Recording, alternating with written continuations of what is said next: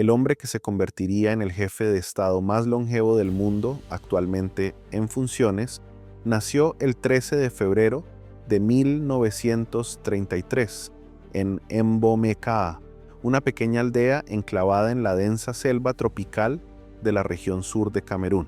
Su llegada al mundo ocurrió en un territorio que entonces formaba parte del Camerún francés, una de las dos zonas en que las potencias coloniales habían dividido esta nación africana después de arrebatársela a Alemania tras la Primera Guerra Mundial. El niño que nacía ese día en una modesta familia campesina de la etnia Betibulu estaba destinado a gobernar su país durante más tiempo que cualquier otro líder africano en la historia, superando incluso a figuras legendarias por su permanencia en el poder. Paul Barthélemy Villa Bimbondo, nombre completo que posteriormente simplificaría, nació en el seno de una familia católica de agricultores de subsistencia. Su padre, Etienne Mbondo Assam, y su madre, Anastasie Eyenga L., pertenecían a la comunidad Bulu, uno de los subgrupos de la amplia familia étnica Beti que habitaba las regiones forestales del sur de Camerún. La familia no era rica según ningún estándar, pero tampoco estaba entre las más pobres de la comunidad, y el catolicismo que profesaban conectaría al joven Paul con las redes misioneras francesas que serían fundamentales para su educación y ascenso social. La infancia de Villa transcurrió en el ambiente rural de la selva ecuatorial camerunesa, un mundo de aldeas tradicionales, agricultura de subsistencia y estructuras sociales ancestrales que la colonización francesa había modificado pero no destruido completamente. Sin embargo, a diferencia de la mayoría de los niños de su aldea, el joven Paul fue identificado tempranamente por los misioneros católicos como un estudiante excepcionalmente dotado. Esta identificación cambiaría completamente su trayectoria vital, abriendo puertas que permanecían cerradas para la inmensa mayoría de los cameruneses de su generación. Para comprender plenamente la trayectoria de Paul Villa y el extraordinario régimen de permanencia que ha establecido, es esencial explorar la compleja historia de Camerún, un país cuya configuración actual es producto de las rivalidades coloniales europeas y cuyas divisiones internas han sido explotadas por sucesivos gobernantes para mantenerse en el poder. Camerún ocupa una posición geográfica singular en África, situándose en la intersección entre el África occidental y el África central, entre el mundo francófono y el anglófono, entre el Sahel semiárido del norte y las selvas tropicales del sur, con una superficie de aproximadamente 475.000 kilómetros cuadrados. El país alberga una diversidad étnica, lingüística y geográfica extraordinaria que algunos han comparado con África en miniatura. Más de 250 grupos étnicos, hablando una cantidad similar de lenguas, coexisten en un territorio que incluye playas, selvas, sabanas, montañas y zonas semidesérticas. La historia precolonial de la región que hoy conocemos como Camerún estaba caracterizada por la diversidad de organizaciones políticas. En el norte existían sultanatos y emiratos islamizados vinculados a las tradiciones del Sahel. En las tierras altas del oeste, los reinos Bamileke y Bamun habían desarrollado estructuras políticas centralizadas y sofisticadas. En las selvas del sur y el este, los pueblos bantúes como los Beti, los Bassa y los Duala vivían en sociedades menos centralizadas pero con complejas estructuras sociales propias. Y en las zonas más remotas, pueblos cazadores, recolectores, como los Baka mantenían formas de vida que se remontaban a milenios. La colonización europea de Camerún comenzó formalmente en 1884, cuando el Imperio Alemán estableció un protectorado sobre la costa del territorio. Los alemanes, llegados tardíamente al reparto colonial de África, buscaban establecer su propia presencia imperial en el continente. Durante las 3 décadas siguientes, expandieron su control hacia el interior, enfrentando resistencias diversas que fueron brutalmente suprimidas. La colonización alemana dejó infraestructuras como ferrocarriles y plantaciones, pero también un legado de violencia y explotación que marcó profundamente a la población. La Primera Guerra Mundial transformó radicalmente el destino de Camerún. Las fuerzas alemanas en el territorio fueron derrotadas por una combinación de tropas británicas, francesas y belgas, y el territorio fue dividido entre los vencedores bajo mandato de la Sociedad de Naciones. Francia recibió aproximadamente el 80% del territorio, mientras que Gran Bretaña obtuvo 2 franjas discontinuas en el oeste, administradas como parte de Nigeria. Esta división, que parecía provisional, se convertiría en permanente y crearía la fractura anglófono-francófono que sigue afectando a Camerún hasta el día de hoy. El Camerún francés, donde nació Paul Biya, fue administrado según los patrones coloniales típicos de Francia en África. El sistema de asimilación buscaba, al menos en teoría, convertir a los africanos en ciudadanos franceses mediante la educación y la adopción de la cultura francesa. En la práctica, solo una pequeña élite africana accedía a los beneficios de este sistema, mientras que la mayoría de la población permanecía sujeta al trabajo forzado, los impuestos abusivos y la discriminación racial que caracterizaban a todos los regímenes coloniales. Sin embargo, para aquellos pocos africanos que lograban acceder al sistema educativo francés, se abrían posibilidades de ascenso social impensables en otros contextos coloniales. El joven Paul Biya fue uno de esos afortunados que accedieron a la educación colonial de calidad.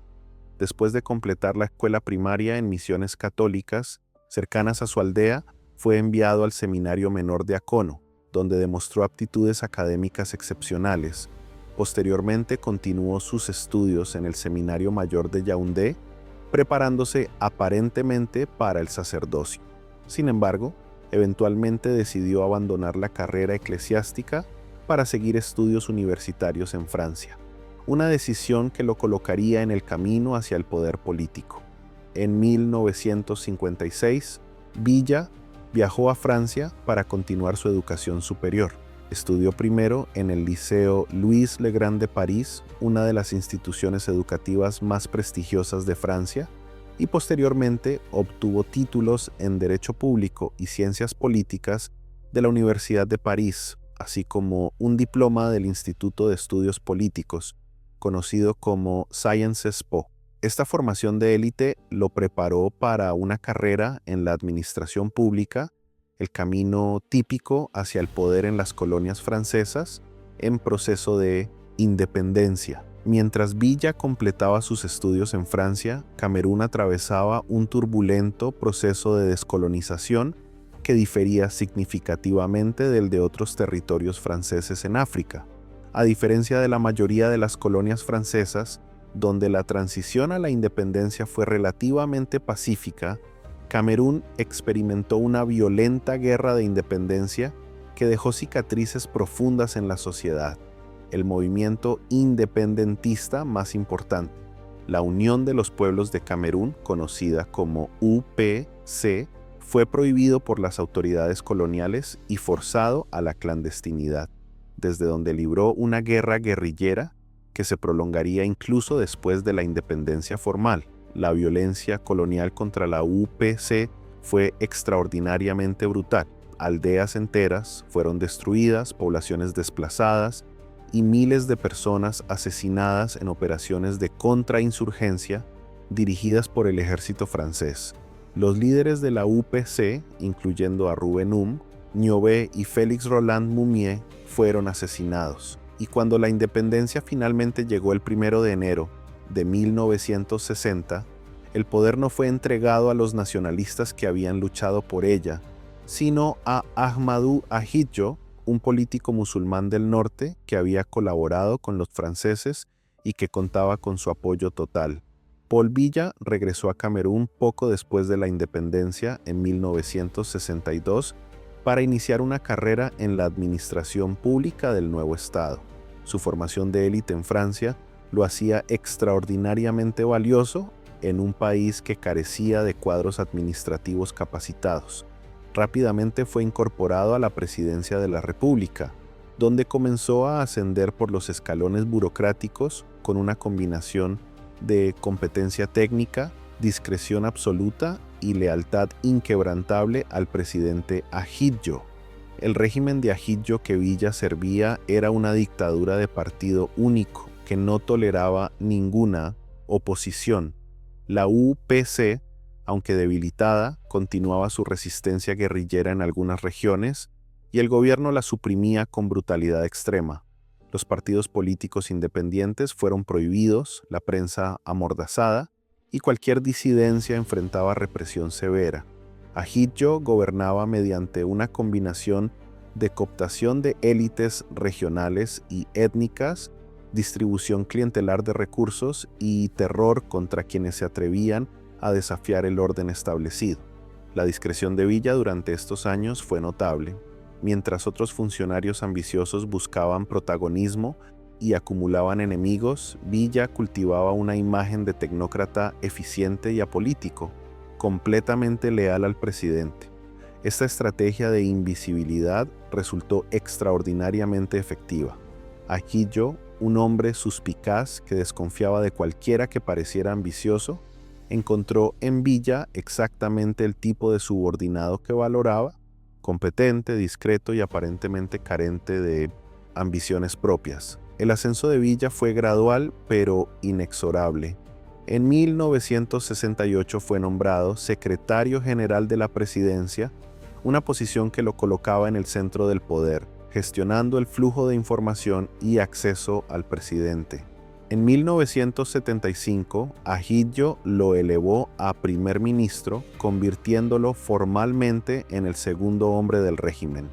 Esta designación sorprendió a muchos observadores, ya que Villa, un cristiano del sur, era elevado por encima de figuras más prominentes del norte musulmán, que constituía la base de poder de Ahidjo. Las razones de Ahidjo para elegir a Villa como su sucesor aparente probablemente combinaban varios factores. La lealtad demostrada durante años era ciertamente importante, la competencia administrativa de Villa era innegable y quizás Ahidjo calculaba que un sureño cristiano sería más fácil de controlar y eventualmente desplazar que un potencial rival del norte que pudiera movilizar la misma base étnica y religiosa del propio presidente. Si este fue el razonamiento, Ahidjo subestimaría gravemente a su elegido. El 4 de noviembre de 1982, Ahmadou Ahidjo anunció su renuncia a la presidencia por razones de salud, designando a Paul Villa como su sucesor. La transición pareció inicialmente ordenada, con Villa asumiendo la presidencia mientras Ahidjo retenía el liderazgo del partido único gobernante.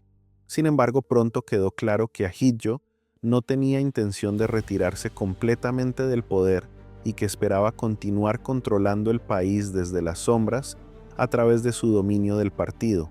La lucha por el poder entre Villa y Ahidjo, que siguió, reveló aspectos del carácter de Villa que su larga carrera de subordinación había ocultado.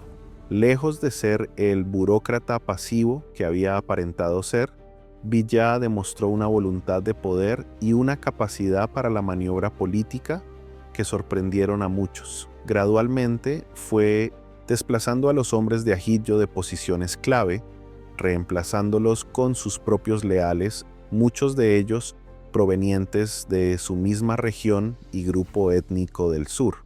El conflicto llegó a su punto crítico en abril de 1984. Cuando elementos de la Guardia Republicana leal a Ahidjo intentaron un golpe de estado contra Villa. El intento fracasó después de 2 días de combates en Yaoundé que dejaron decenas, posiblemente cientos de muertos. Villa aprovechó el fallido golpe para consolidar definitivamente su poder, purgando al ejército y la administración de cualquier elemento sospechoso de lealtad a Ahidjo, el expresidente quien probablemente había respaldado el golpe, aunque esto nunca se probó legalmente. Fue condenado a muerte en ausencia, aunque la sentencia fue posteriormente conmutada. La victoria sobre Ahidjo estableció el patrón que caracterizaría los siguientes 40 años del gobierno de Villa, una combinación de astucia, política, manipulación de divisiones étnicas, cooptación de potenciales rivales y represión selectiva de quienes no podían ser comprados. Villa demostró ser un maestro en el arte de mantenerse en el poder, sobreviviendo a crisis que habrían derribado a gobernantes menos hábiles, adaptándose a los cambios del contexto internacional y cultivando una red de patronazgo que mantenía a las élites dependientes de su favor. Si te está gustando este recorrido por la historia del dictador eterno de Camerún, te invitamos a suscribirte al canal para no perderte ninguno de nuestros videos sobre los personajes más controvertidos de la historia mundial. El régimen de Villa, durante los años 80, mantuvo la estructura de partido único heredada de Ahidjo, aunque con importantes cambios en la composición étnica del poder. El norte musulmán, que había dominado durante la era Ahidjo, fue progresivamente marginado en favor del sur cristiano, particularmente de la etnia Beti, a la que pertenecía el presidente.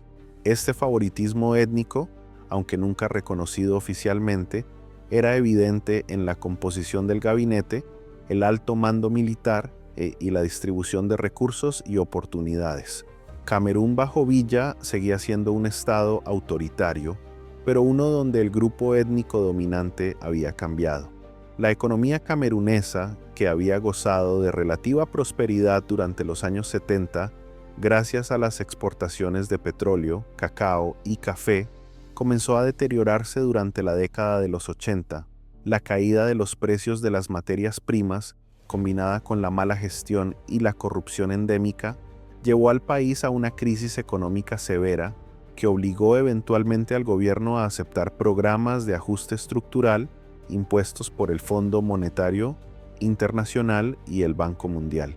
Estos programas, que incluían recortes drásticos del gasto público y privatizaciones, generaron un descontento social que desafiaría la estabilidad del régimen.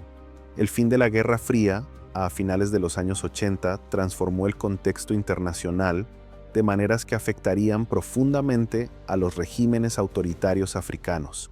Francia, el principal respaldo externo del gobierno de Villa, comenzó a presionar tímidamente por reformas democráticas, mientras que los movimientos de oposición dentro del país cobraban fuerza inspirados por los cambios que barrían Europa del Este y otras partes de África. El sistema de partido único que había gobernado Camerún durante 3 décadas comenzó a tambalearse. Las manifestaciones populares exigiendo democracia multipartidista estallaron a lo largo de 1990 y 1991. Las ciudades anglófonas del oeste fueron particularmente activas, combinando demandas democráticas con quejas específicas sobre la marginación de la minoría anglófona por el gobierno francófono dominante. El régimen respondió con una combinación de represión violenta y concesiones tácticas, permitiendo formalmente el multipartidismo mientras manipulaba las condiciones para asegurar su permanencia en el poder. Las elecciones presidenciales de 1992, las primeras competitivas en la historia de Camerún, ilustraron perfectamente la estrategia de Villa para sobrevivir en un contexto formalmente democrático, mientras vaciaba la democracia de contenido real. Según los resultados oficiales, Villa ganó con el 40% de los votos frente al 36% de su principal oponente, John Fru Ndi. Sin embargo, evidencia abrumadora sugería que los resultados habían sido masivamente fraudulentos, con irregularidades documentadas en regiones enteras del país. La oposición y observadores internacionales denunciaron el fraude, pero Villa fue proclamado vencedor y asumió un nuevo mandato. El patrón, establecido en 1992, se repetiría en cada elección posterior. Villa fue reelegido en 1997 con el 93% de los votos, un resultado inverosímil que reflejaba el boicot de la oposición ante condiciones que consideraban imposibles para una competencia justa. En 2004, después de modificar la Constitución para eliminar los límites a la reelección, ganó con el 71%, en 2011 con el 78% y en 2018, a los 85 años de edad, fue reelegido para un séptimo mandato con el 71% de los votos. Cada una de estas elecciones fue denunciada por observadores independientes como profundamente defectuosa. El sistema electoral estaba diseñado para favorecer al partido gobernante, con una comisión electoral controlada por el régimen, un acceso desigual a los medios de comunicación y tácticas de intimidación y compra de votos ampliamente documentadas. Los recursos del Estado eran utilizados sistemáticamente para la campaña del presidente, mientras que los candidatos opositores enfrentaban obstáculos burocráticos, hostigamiento policial y ocasionalmente violencia directa.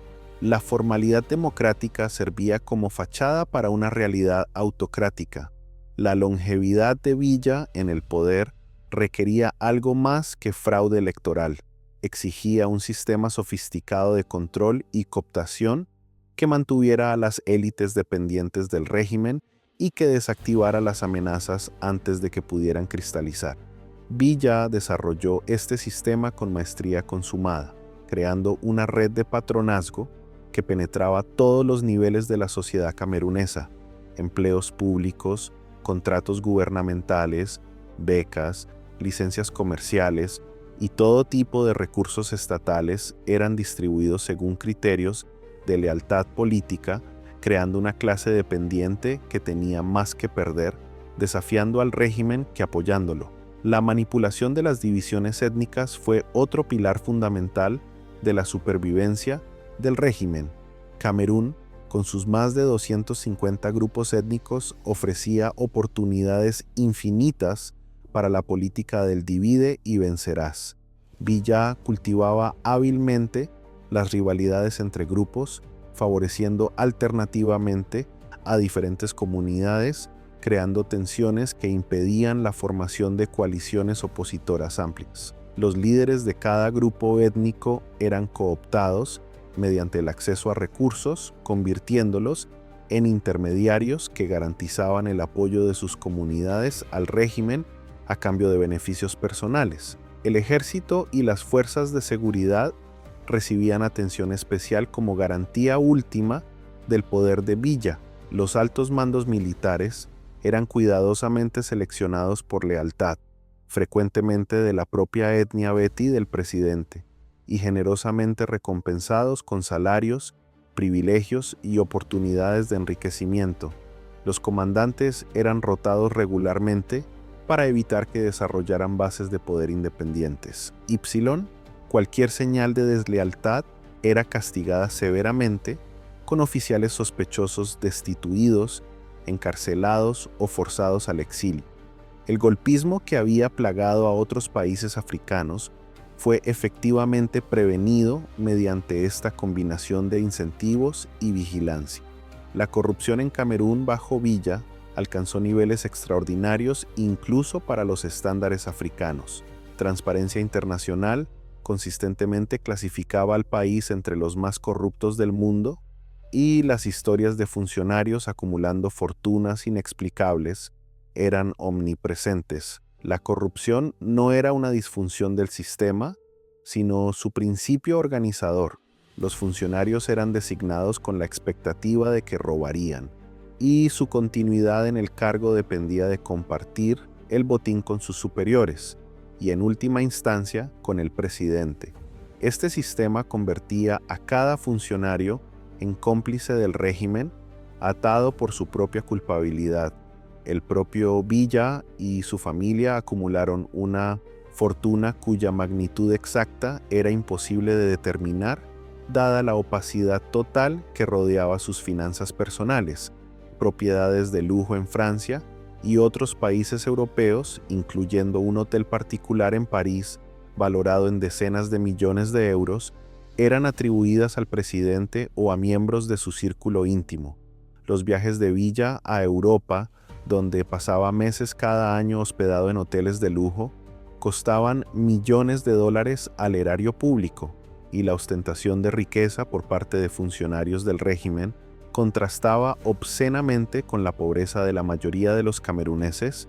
La segunda esposa de Villa, Chantal, desempeñaba un papel cada vez más prominente que recordaba a los modelos de primera dama activa en otros regímenes africanos. 38 años menor que su esposo, Chantal Villa se convirtió en una presencia constante en eventos oficiales, frecuentemente eclipsando al cada vez más frágil presidente. Fundaciones de caridad bajo su control manejaban recursos significativos con mínima transparencia, y su influencia sobre las decisiones del gobierno, aunque imposible de cuantificar, era ampliamente asumida, especialmente en la esfera de nombramientos y contratos. La crisis en las regiones anglófonas de Camerún, que estalló en 2016 y continúa hasta el día de hoy, representa el desafío más serio que el régimen de Villa ha enfrentado en décadas. Las raíces del conflicto se remontan a la reunificación de 1961, cuando el Camerún británico votó para unirse a la federación con el Camerún francés en lugar de integrarse a Nigeria. Se supuso que esta unión preservaría el sistema legal, educativo y administrativo distintivo de las zonas anglófonas, pero sucesivos gobiernos francófonos fueron erosionando esta autonomía hasta que las diferencias se redujeron a poco más que el idioma de instrucción en las escuelas. Las protestas de 2016 comenzaron con demandas gremiales de abogados y profesores anglófonos que exigían el respeto a sus sistemas legales y educativos distintivos. La respuesta desproporcionadamente violenta del gobierno, que trató estas demandas profesionales como sedición, radicalizó el movimiento.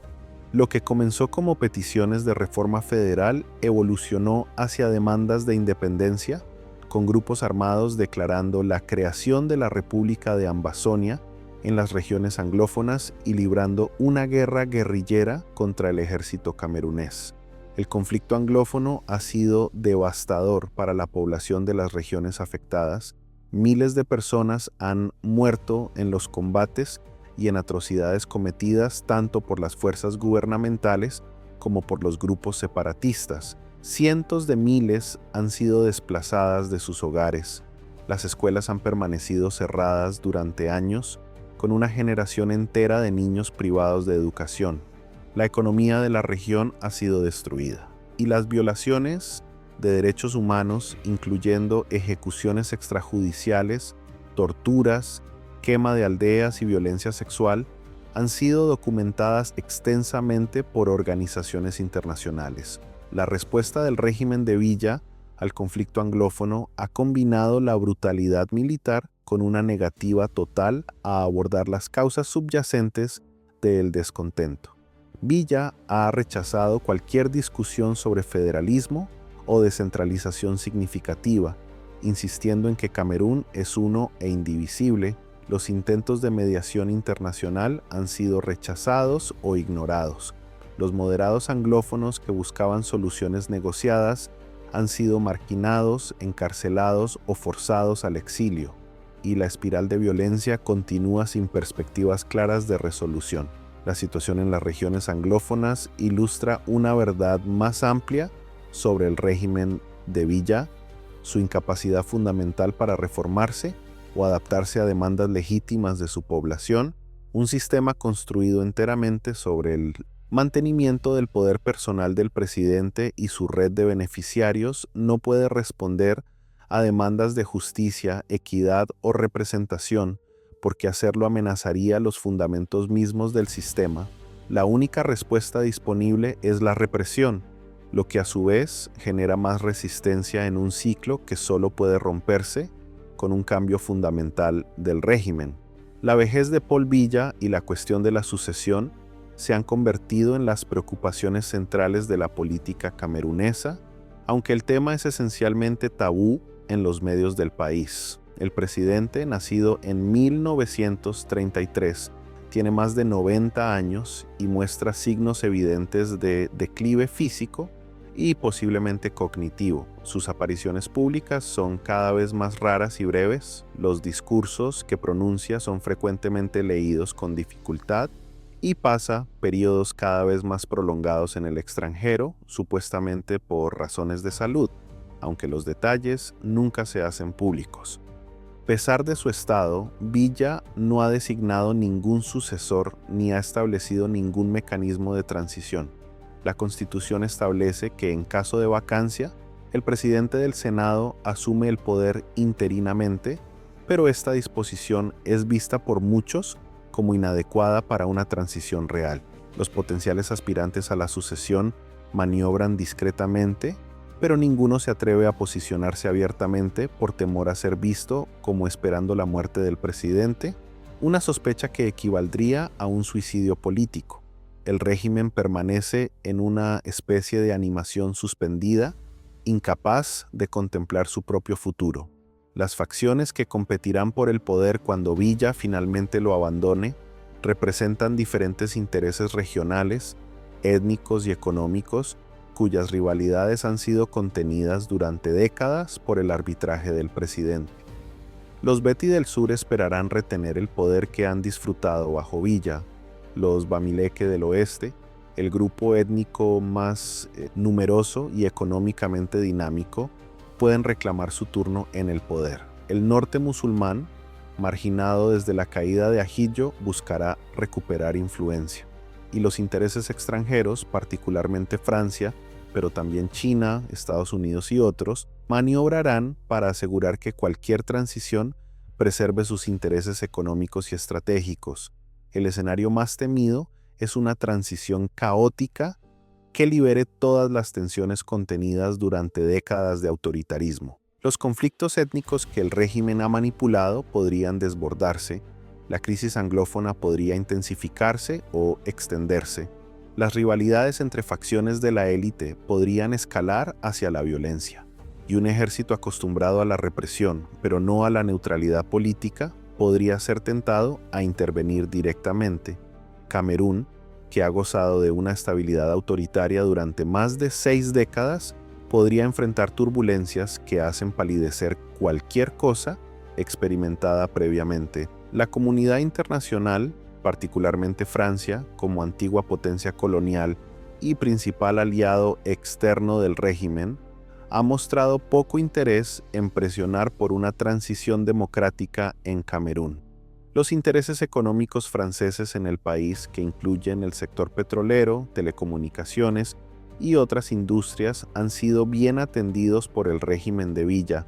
La estabilidad, aunque sea la estabilidad de la represión, es preferida a la incertidumbre que traería un cambio real, y mientras Camerún no genere crisis migratorias o de seguridad que afecten directamente a Europa, la atención internacional permanece mínima. El legado de Paul Biya, cuando finalmente termine su extraordinariamente prolongado gobierno, será inevitablemente mixto, pero predominantemente negativo. En el lado positivo, Camerún ha evitado las guerras civiles y los colapsos estatales que han devastado a muchos de sus vecinos. La diversidad étnica y religiosa del país ha sido gestionada sin los genocidios o limpiezas étnicas que han ocurrido en otras partes del continente, y una cierta estabilidad macroeconómica ha sido mantenida, aunque con niveles de crecimiento muy por debajo del potencial del país. En el lado negativo, el balance es devastador. Más de 4 décadas de gobierno de una sola persona han producido instituciones completamente vaciadas de capacidad y legitimidad. La corrupción ha drenado recursos que podrían haber desarrollado el país. La pobreza afecta a aproximadamente el 40% de la población, a pesar de los recursos naturales significativos del país. El sistema educativo y de salud son deficientes. La infraestructura es inadecuada y las tensiones étnicas y regionales, en lugar de ser resueltas, han sido exacerbadas por décadas de manipulación política. Camerún en 2024 está en muchos aspectos peor posicionado que en 1982 cuando Villa asumió el poder. El contraste entre lo que Camerún podría haber sido y lo que es bajo Villa es particularmente doloroso. El país tiene recursos naturales significativos, incluyendo petróleo, gas, madera y minerales. Tiene una población joven y relativamente educada. Tiene acceso al mar y una posición geográfica estratégica. Y tiene una diversidad cultural que podría ser fuente de fortaleza más que de división. En manos de un liderazgo comprometido con el desarrollo nacional más que con el enriquecimiento personal, Camerún podría ser una potencia regional. En cambio, permanece como ejemplo de cómo el mal gobierno puede desperdiciar el potencial de toda una nación. Paul Biya representa un tipo particular de dictador que se ha vuelto cada vez más raro en el mundo, pero que sigue existiendo en algunos rincones de África, el autócrata eterno que gobierna no mediante la ideología ni el carisma, sino simplemente mediante la inercia, la manipulación y la ausencia de alternativas, no inspira ni el amor ni el odio apasionado que generaban dictadores de otras épocas. Es simplemente un hecho de la vida camerunesa, tan permanente como las estaciones, tan inevitable como el clima. Esta normalización del dominio personal prolongado es quizás su logro más perverso y su crimen más significativo. Los cameruneses, nacidos después de 1982, que constituyen la mayoría de la población actual, no han conocido otro líder. Para ellos, Biya no es un usurpador que tomó el poder y se niega a soltarlo, es simplemente la realidad, lo que siempre ha sido y aparentemente siempre será. Esta normalización del autoritarismo dificulta la imaginación de alternativas y crea una apatía política que refuerza la permanencia del régimen. La capacidad de imaginar un Camerún diferente ha sido erosionada por décadas de dominio que han convertido lo anormal en normal. ¿Qué opinas sobre Paul Biya?